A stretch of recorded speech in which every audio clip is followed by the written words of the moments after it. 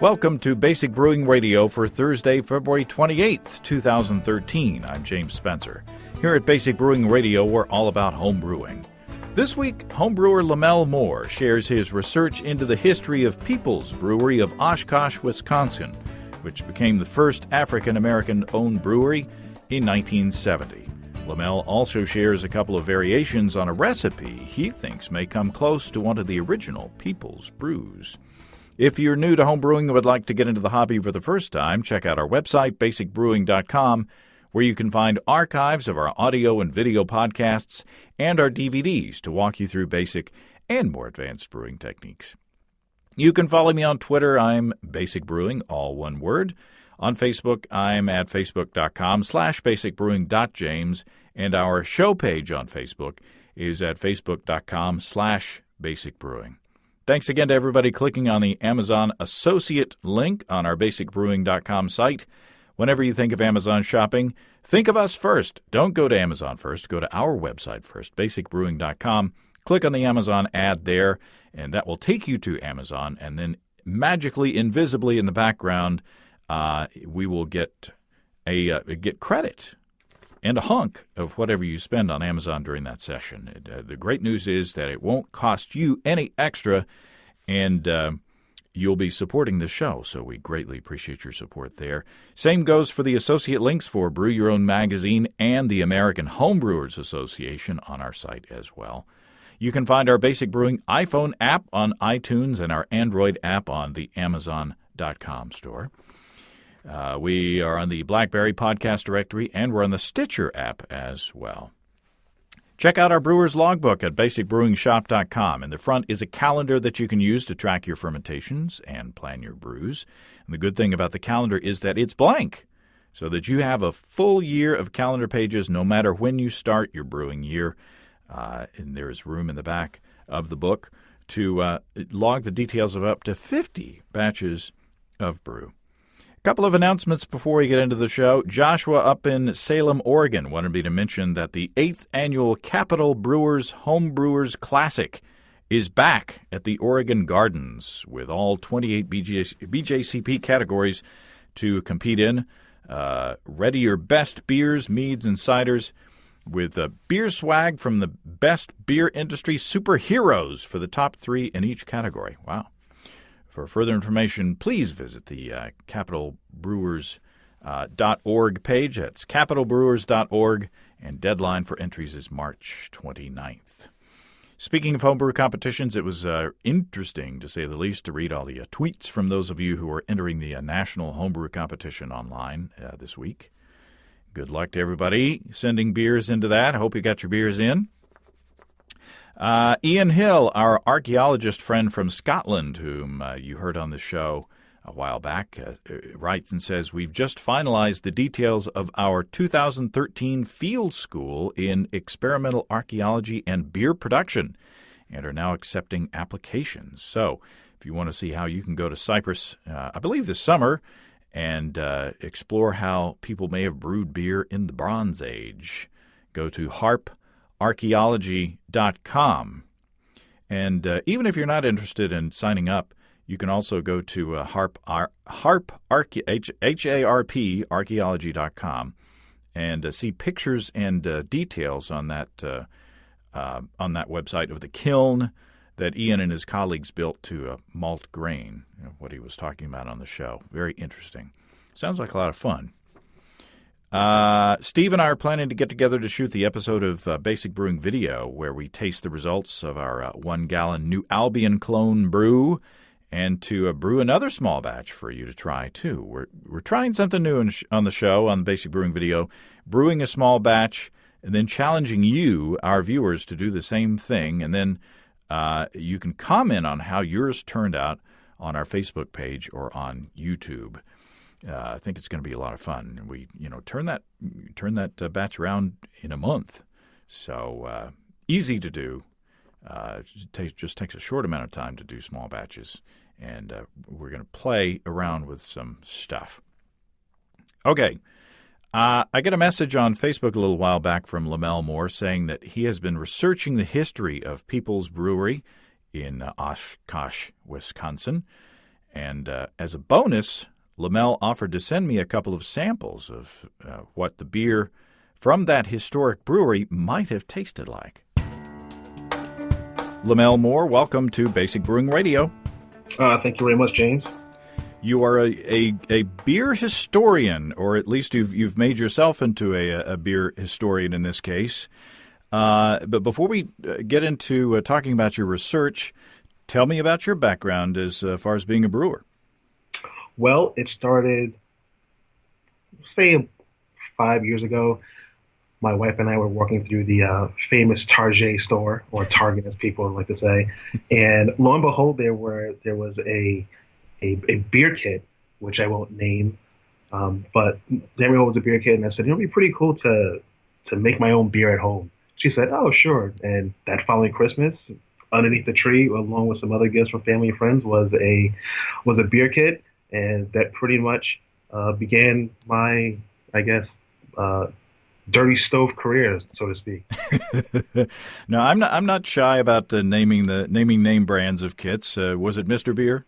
It was a Mr. Beer kit, and thankfully, once I got the kit, I was perusing on the internet, looking for things, going to Homebrew Talk, and actually finding the Mr. Beer fan site, and I actually came across your website, and I was able to listen to some of your old podcasts and things that you did, and one of your old podcasts was with a gentleman from the Mr. Beer fans club who talked about how to upgrade your Mr. Beer, and that led to me completely straying off path from Mr. Beer and doing completely other wild and crazy things with that little brown keg. So.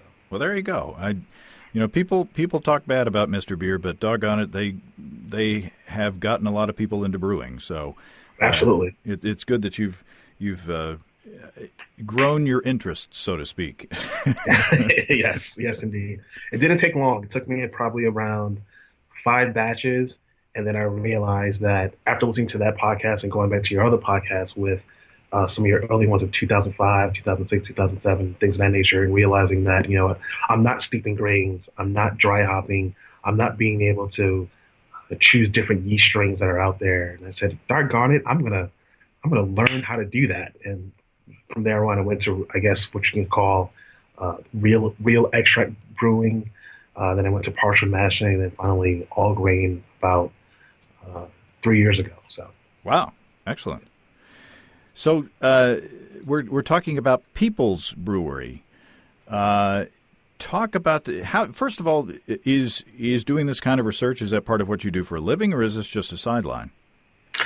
Actually, it was pretty much a sideline. Ironically enough, one of my fraternity brothers, Steve Malcody, and he really also got me into brewing, where he was doing wine at the time, and he saw me doing beer and things of that nature. And ironically enough, I got him into doing beer, so it was a complete reverse.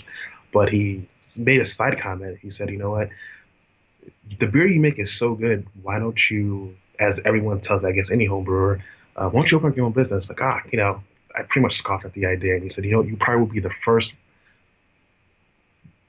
African-American black brewer to ever have their own brewery. And I said, I'm sure there's many people who do that. And what really came about was that really led to me looking at it in a macro sense, not a micro sense. I'm sure we all know about Garrett Oliver and Brooklyn Brewery and things of that nature, but looking at it in a more historical macro sense, that's what led me to do the research. So this is definitely a side project for my job, my day-to-day job, so to speak. So, well, and Michael Ferguson of BJ's, I was at a homebrew conference, one of the homebrew conferences, maybe in Oakland, and he referred to himself as the other black brewer, and everybody laughed at that. But it is an indication that there is not a lot of diversity in the world of brewing. Do you have an idea of why that is, or were you able to come across any indicators in your research of why there's such a lack of diversity? Well, what I've found so far throughout the research for the topic that we have at hand right now is, number one, there really aren't, unfortunately, many opportunities for African Americans in the brewing community. There are groups and pockets and segments of home brewers, excuse me. But in terms of taking that next step, that next level, unfortunately, there really isn't that next jump, so to speak. I like to speaking to a couple of my fraternity brothers again. They say it's the NASCAR effect, so to speak, where there's a good crop of minor leaguers, so to speak, but no one's ever really jumped to the Sprite Cup yet. So that's something that I hope to help or initiate and help whoever would like to get along to make that NASCAR leap, so to speak. But I think it also goes to the training and also doing it for the correct reasons. You're not going to probably make a lot of money, long hours, hard work, but if you do it for the love and passion and, in my sense, the historical aspect and being a graduate from what is typically known as a culinary school or university through Johnson & Wales University, I love the aspect of cooking and tinkering with different ideas. And actually, next week I'm brewing an avocado pale ale. Ooh. I don't know why, but I've got fresh avocado, so why not? Now, one would think that avocados. There's a lot of fat in avocados. Yes. What? How are you going to approach that? I have no idea, but I think that's going to be the fun part. I have no idea, but I'm sure that's going to be the fun part of the day. And I think that's one of the fun things about home brewing and brewing, so to speak, is that you can take those wild, zany, crazy ideas. I'm doing an avocado beer. Last summer, I did a cucumber ale that I entered in a contest, and I got third place. Ooh. And when people find out that it was a cucumber ale, they're like, "Well, how did you do that?" I was like, "Well, after 14 pounds of cucumbers from Stop and Shop, I finally learned what to do." Now, what kind of character do you get out of cucumbers in a beer? It was more, I was really going for the sense of a lawnmower beer, something refreshing. I love cucumbers in the summertime with a little olive oil or, Italian dressing, and I was going for more of a crisp kind of drink. And thankfully, I was able to get that after 6 different 3-gallon versions of the beer and having to dump at least 2 of them. So it was a very crisp, intense. I was able to maintain that pale ale color, which I was very fortunate and happy about. Something that really worked out pretty well. I plan on doing it again this summer. So how did you use the cucumbers in the process? Definitely sanitize everything, peel them, just because you don't know whose hands are going to be on them, anything like that. Once that was done, I actually put 5 cucumbers in the mash, and then I put another 10 in the boil, and then I sort of cucumber dry hopped the pale ale as well to get that aroma and just make sure that everything's peeled. There's no rinds or anything like that. And I just make sure I remove the rinds because you don't know what they've been sprayed with, and even if you did wash and sanitize the best you can, you never knew what was actually still going to be left. So I just took that as a safety precaution, but it turned out pretty well. Very happy, very impressed. My wife was very impressed by it, so she didn't think I was going to be able to pull it off. So I was very happy. Wow. Yeah. That's cool. Now you see what's happened. We've already got on a bunny trail. You start talking about cool ingredients that you've used in beers, and I'm like, hell, how'd you do that? Yeah. But that's what homebrewing is all about. It's about learning about new techniques and new ingredients and new things. So cool. So yeah, well, I encourage you to plant the seed. And I encourage I talk to female brewers as well. I mean, it is. You talk about the NASCAR thing. It is a gender inequality as well. There are a bunch of female brewers out there, more and more all the time, and I think part of that goes to beer is becoming more accessible and more acceptable to women nowadays. So they drink it, they like it, they brew it, So it is a gradual process that I encourage, because the more brewers that we have, the more beer that we have, and the chance that we'll have better beer down the line. So let's talk about your research. Where did you, or how did you find out about Peoples Brewery to begin with? Well, I was very fortunate where my grandfather's still with us, and just speaking to him about, I guess what he calls the good old days back in New York during the Harlem Renaissance and things of that nature, and I guess the good old days of bootlegging and things of that nature as well. And just speaking to him, and he said, you probably could find out if there was one. He's like, I guarantee you, Lamel, back in those days there had to be one, or the 60s or 70s, something like that. And I said, okay, Grandpa, let me check it out. And the more and more I went back and did more research, I was able to Google was a tremendous help, but also just going to the library and finding old tax information as well, which is finding out finding out that old tax information was really, really helpful as well, and that's what really led me to do that, and also just doing information through Google, Wikipedia, myfamilytree.com, and things of that nature, and just linking back lineage and history and some titles and deeds and things of that nature. And that's how I was able to piece a lot of things together. Wow. So who did you find? Well, I found a gentleman by the name of Mr. Theodore Mack, who was born in Alabama. He's a tremendous man. He actually went to the Ohio State University, as I've been told that's the proper pronunciation. And he actually went there on a football scholarship. So that's another tremendous accomplishment. But he always wanted to own a brewery. And before he was actually able to own a Peoples Brewery, so to speak, he actually tried to purchase Blatt's Brewery, Blatt's brand, which is from Pabst back in the 60s, late 60s, I believe it's 1969 or 68.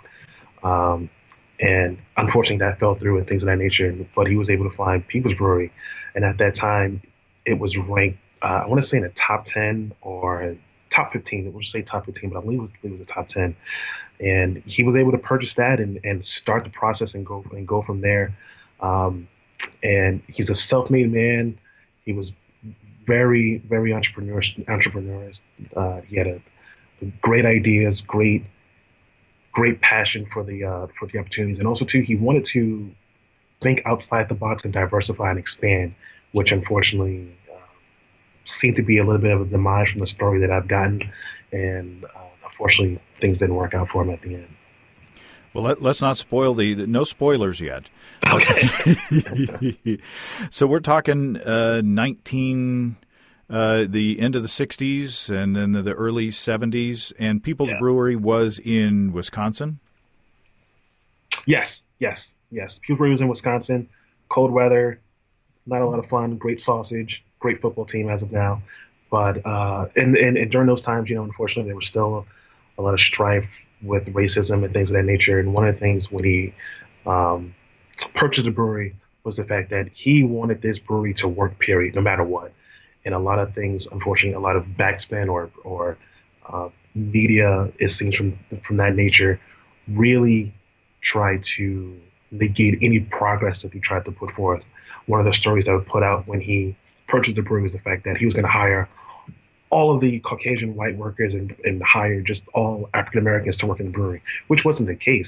He wanted to create a brewery where every man and woman can work there, no matter what color, race, or creed, could work under one roof and be paid one wage, or at least one livable, salvageable wage during that time.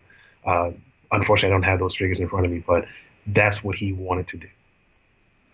So he was swimming upstream then from the beginning, not only as far as the competition.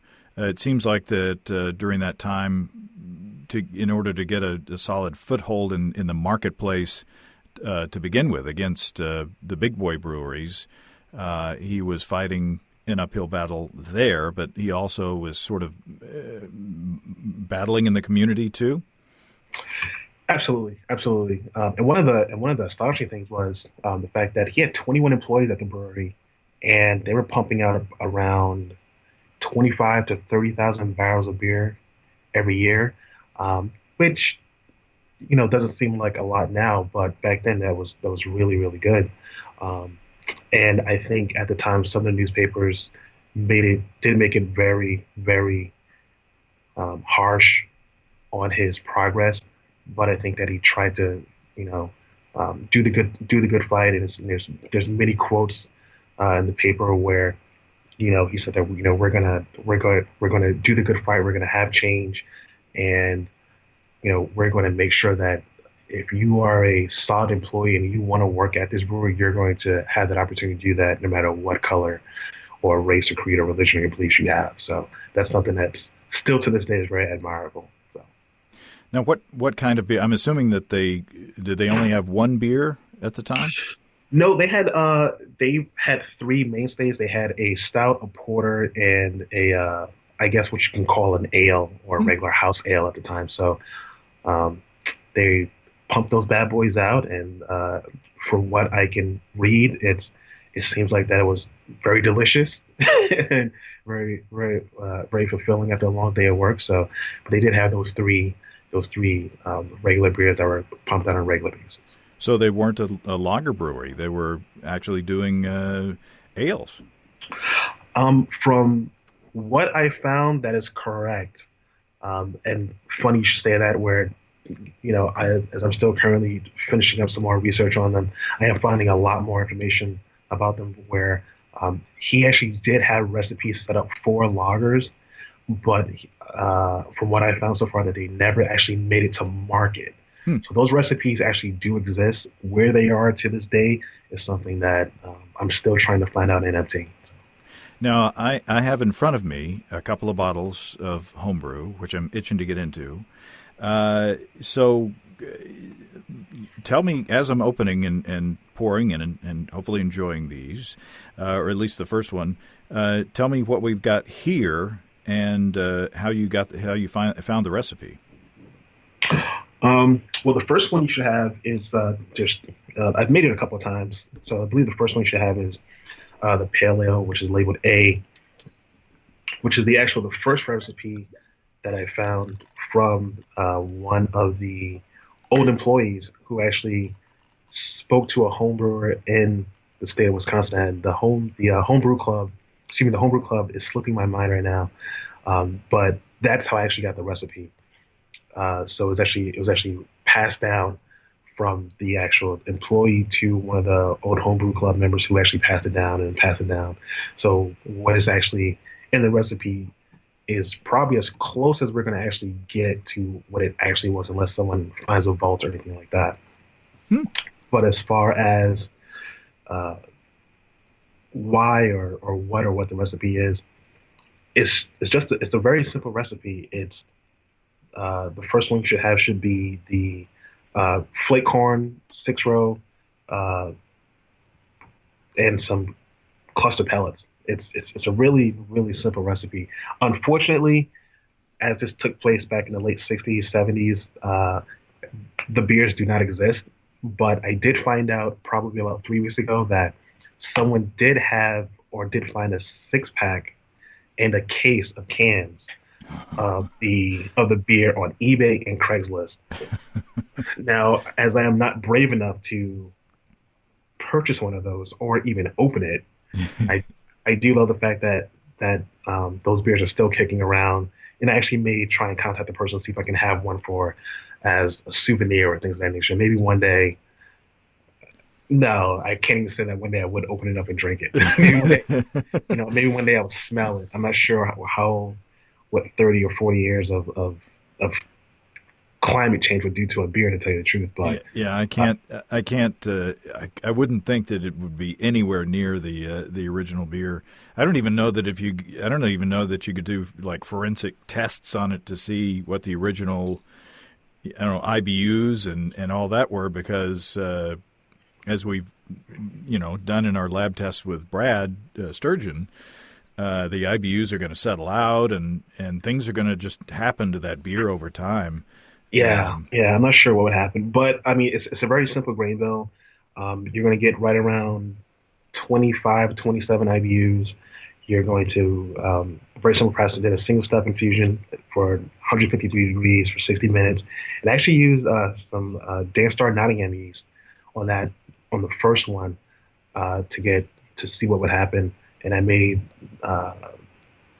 10 The first time I did it, I made 10 gallons. For the second time, when I actually put some real effort into it and figured out, okay, let's really try and do this, I did a 5 gallon batch and really streamlined the process. So um, it's, I can only hope that it's as close, or my process is getting as close to what it would be back in the 60s and 70s.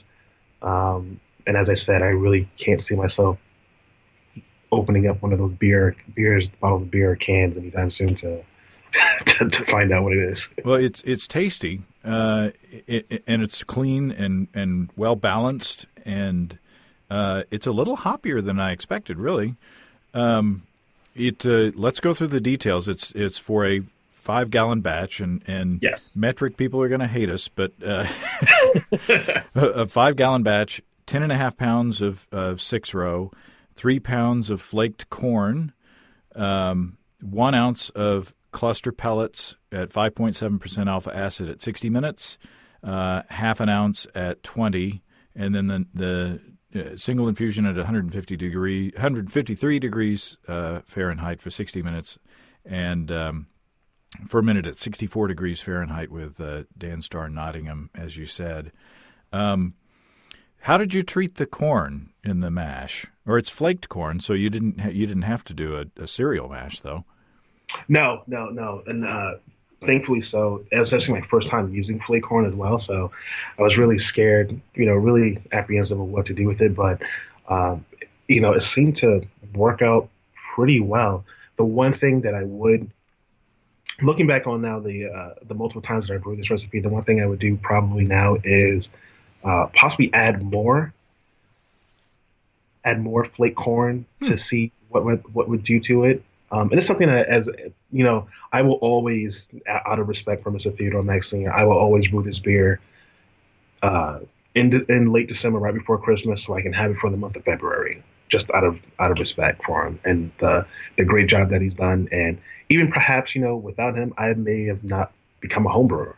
So, Well, there you go. Yeah. I think, there's plenty of body. The corn, you would think would lighten up the body a bit, but there's plenty of mouthfeel. It could take more corn, I would think. Yeah. And it doesn't taste corny. It's just it's a nice, tasty, well balanced pale ale. I'd drink this. This is good. Oh, thank you. One of the things that I tried to envision was, what would someone drink on a hot day in Wisconsin from Peoples Brewery? And this is hopefully one of the, either one of the two versions is hopefully what they would be drinking. So hopefully I can get as close as possible. But after drinking a couple of times, I do definitely agree that the flake corn could definitely be bumped up. But that's one thing we're definitely going to work on for next year's recipe. So let's continue with the story. It, as you said before, it doesn't end well, unfortunately. Unfortunately, it doesn't. One, after numerous attempts to try to integrate the brewery and make real change,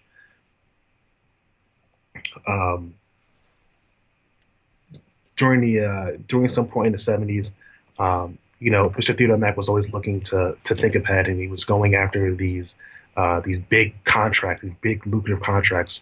And actually, one of the contracts was from the military back in June of '71, I believe, and he wanted to expand the operation into Indiana. And unfortunately, those things didn't work out. But one of the good highlights was that they were able to continue pumping out the beer at that decent rate of 25,000 barrels, and still keeping the interest in the brewery. But unfortunately, back in, I believe it's 1972 or 73, at a local bar, he called a meeting for his stockholders and, just said that, the brewery would be closing, and they discussed a couple of things about bankruptcy, and he had this off the wall, a kind of weird trip to Nigeria, which was kind of placed out of the way, I guess. But essentially, after that, Peoples Brewery was finished. Unfortunately, also defaulted on a bank loan for about $400,000. They had an IRS lien for unpaid taxes. And right around 71, 70, 71, 72, and definitely the official in February 20th, 1973 is when the doors shut and things stopped. Right at that beginning of 71 to 73 is when things really, really went downhill for them. So, well, that's unfortunate. But the good thing is that hopefully we've got a beer that is similar to what they were producing, and you're telling the story. So that's not lost to history altogether. Just like another failed 70s brewery that we've been talking a whole lot about recently with the New Albion. Fortunately for us, Jack McAuliffe is still around to help tell that story. But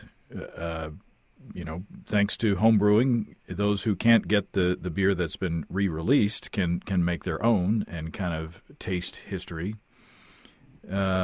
So I've got it in the fermenter. Oh, there you go. Got it in the fermenter. It's ready to go.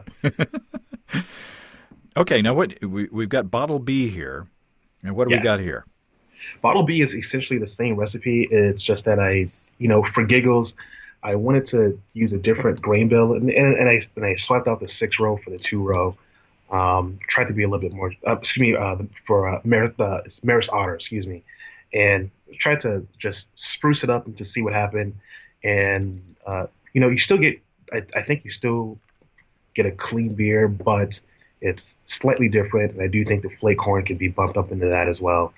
And this goes back to, unfortunately, where I found the recipe, but I got it essentially third, fourth, fifth hand, which I still do believe is very reliable. And even the stout recipe that I have that I'm going to be brewing next year, along with the what I call the regular Peoples Brewery House Ale, I got, unfortunately, from the third, fourth, fifth hand as well. So this is tasty too. Did you see, as I'm sampling and thinking about how it's different, there's a little bit different. Did you see any difference in the conversion in the mash? I mean, they say, when you use a lot of adjuncts like corn, it's best to use 6-row because of its higher diastatic power. But Maris Otter, I believe, is based on 2-row barley. Did you see a difference in the performance of the mash or efficiency or anything like that between the two? Absolutely, I got greater efficiency out of the Maris Otter, and I did notice that I had a more efficient ferment with the Maris Otter, and I have a Johnson temperature controller and things of that nature, and a nice dark place.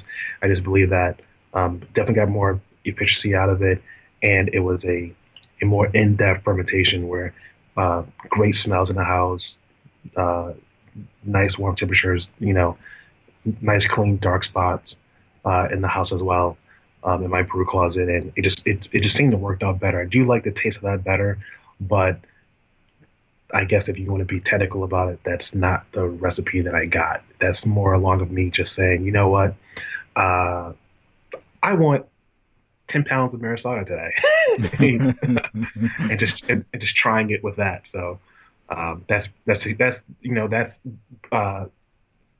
the bottle label B is essentially just me tapping into that cooking mentality so far. What if I threw grape tomatoes in here or blood orange? So well, that's what homebrewing's all about. Absolutely. It seems like to me that, and I hate this descriptor because you hear it so much with rookie beer tasters, but it seems like the Maris Otter beer is a little more smooth. And again, I don't like that descriptor because it's so vague. But is that what you get, or is that does that go along with what you're thinking as well? It does, and I have actually both beers with me right now as I'm sipping back and forth as well. It definitely is a lot smoother. It also seems to be a little. I felt the same things from the six row, and it definitely seems to be a little bit less hoppier as well. Hmm. Uh, I'm not sure how that worked out to happen or what the actual science is behind that. I'm sure there definitely is some more science to that, but it's a little bit more smoother and a little bit less hoppier. So I still think they're both great beers. That I'm still very fortunate that I was able to find the recipe and tinker with them and and try and stay as true as possible, minus the 10 pounds of maris otter, obviously. But It could have been different, a different sample of hops or a different, yeah. not a crop, but it could have been. Was it the same from the same hop source or? Yes, the same hop source. Hop source. I went and just brought. I knew that I was going to eventually tinker with it, so I was able to get a pound of the hops, and I was able just to separate it. I've taken your advice and purchased a scale, so I was able to do that. I just think the Maris Otter possibly just brings out more character or hides the character of the hops. Once again, I'm sure there's more science behind this. Um, I just think that maybe the Maris Odyssey does a great job of smoothing itself out and bringing more of that body or that light body feel, I guess. It's more the malt character coming through, but the color is very similar, um, and both, like I say, both are very drinkable. I just have a slight preference for the Maris Otter. But both of them are well done. I can't pick out any flaws, which is always a relief when someone sends me homebrews that I taste on a show. One of these days, it's going to happen where something's going to go horribly wrong, Oh, no. But I sent Chris Colby a beer that I think I didn't sanitize one of the bottles properly, and he was getting a little bit of funk off of one of those. So, it happens. Yep. But, knock wood, luckily it hasn't happened so far here. Absolutely. But so I am all in favor of more beers from the past being researched and breweries from the past being researched and kind of brought back to life in one way or another. What tips can you give others who may be wanting to sort of resurrect at least the memory of a brewery, if not some of the beer of a brewery? Well, I would say for this example, it honestly came out of me just wanting to research and find answers. But if I was to give advice to anyone else, it would be, find a beer that you sort of or really like that's really close to what you really like, and just do some digging.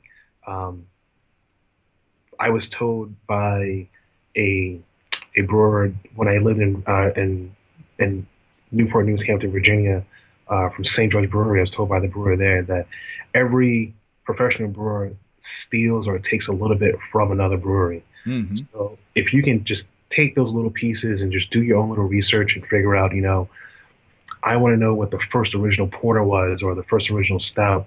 You can really do that. You can sit down on Google, you can go to the library, you can do your due diligence and do your research and figure out, and who did it, trace it all the way back and, and pick out what you want and go from there. And if you really want to get into it as I did and really find out the research, the man behind the brewery or even hopefully one day the woman behind the brewery, I'm sure there was actually professional brewers who are women that we just don't know about. You can definitely do it. And I would say, have fun. If you want to obsess with it, dig deep, get your hands dirty with it, tinker with the recipes, find out a little bit more. And one of the great things that I will say is, unfortunately, they've slipped my mind. The homebrew clubs in Wisconsin were absolutely fantastic when I was calling them and emailing them and possibly sometimes harassing them for more help or for more phone numbers or more emails about who can I call or contact. So once you figure something out, definitely contact your homebrew club, or even the AHA was extremely helpful, where I called them to ask them for statistics. Unfortunately, they didn't have any, but they were very helpful with me, giving me phone numbers for homebrew clubs in the state of Wisconsin that may be able to help me, and even breweries that may be able to help that actually have some lineage or even old equipment or new of the building and things of that nature. So you can definitely dig deep and find out information once you really get into it. So have fun with it, definitely have fun with it, because it definitely can be done. Well, there you go.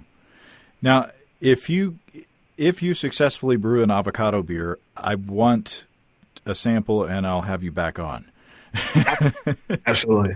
Well, give me a couple of weeks. I do have a couple of beers in front of it. I've got for the first time, I'm 32 years old, and I've never had a banana Foster, the dessert, my entire life. And I had one 2 weeks ago, and I said, how awesome would it be to have this in a beer? So I did that. That's up next weekend. And I have looking through the Homebrew Talk website, I found this. I don't want to use the word strange, but this different beer called the Graf. I guess it's half cider, half beer.